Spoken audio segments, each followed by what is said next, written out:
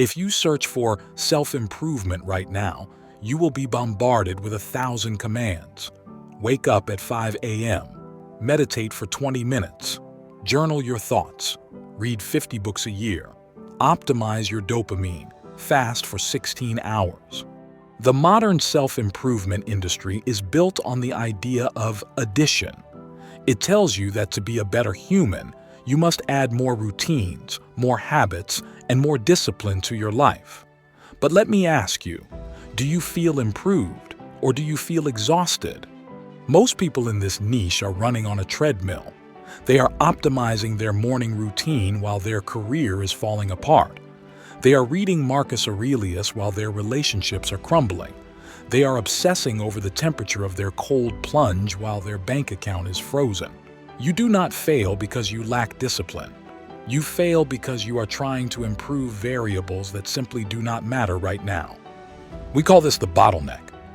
If you are tired of generic advice and want a strategic approach to self-improvement, subscribe to the channel. We prioritize depth over hype.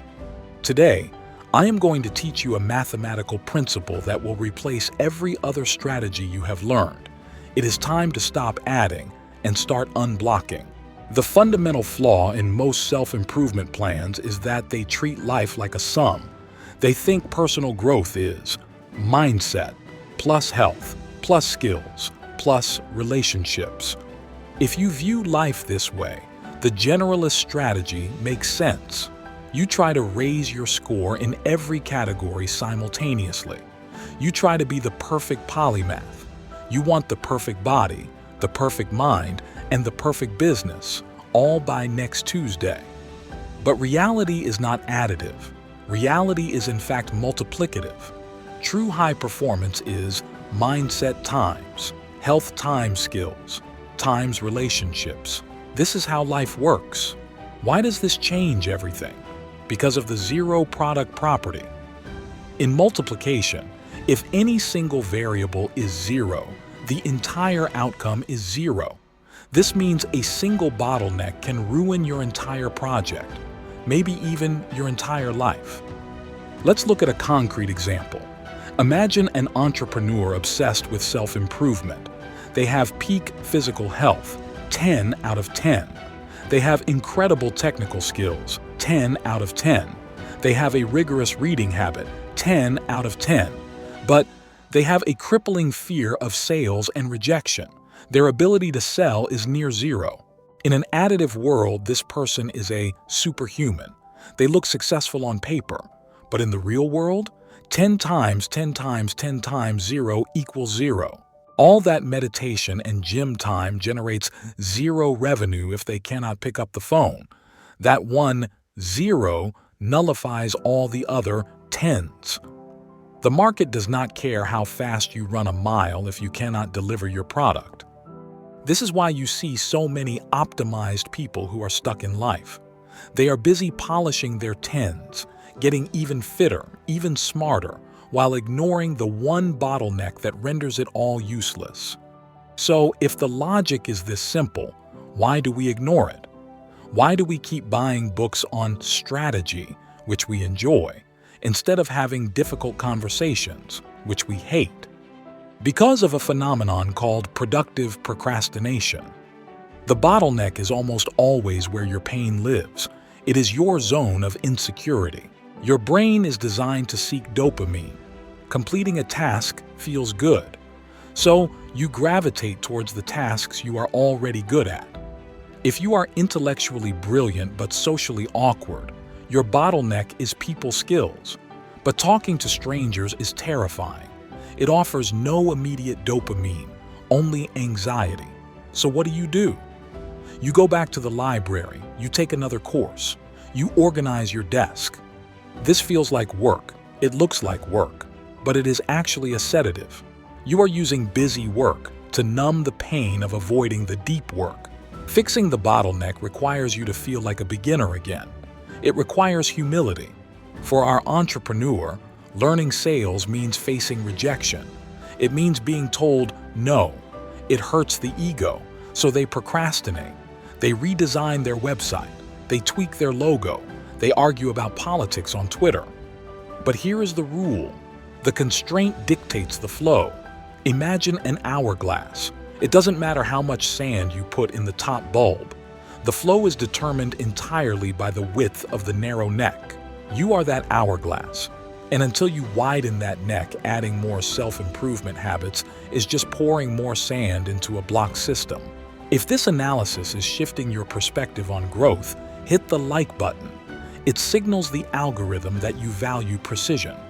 We need to move from philosophy to engineering.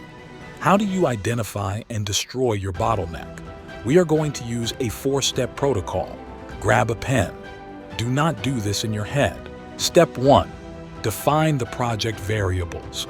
Pick one major area of your life. Let's say, career advancement.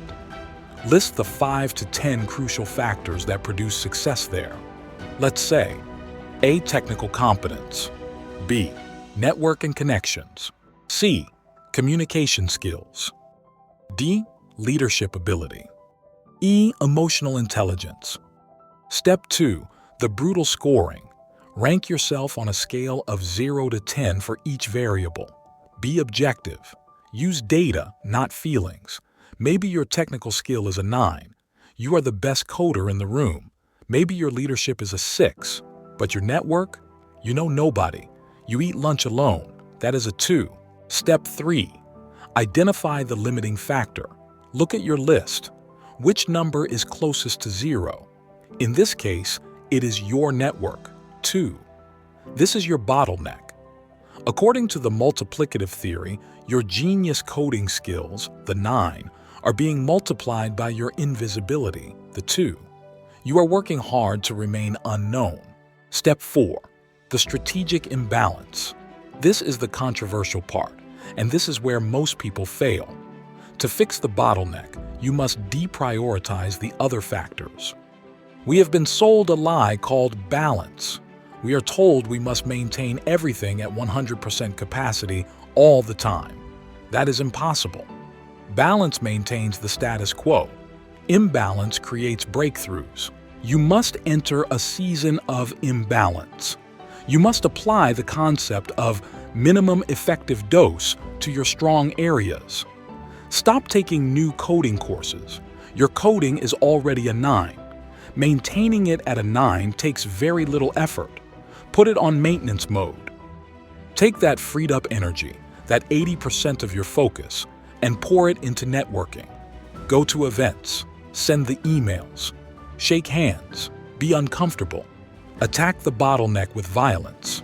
And a crucial note, if social anxiety is a real barrier, seek professional help. Treat your mental health without prejudice.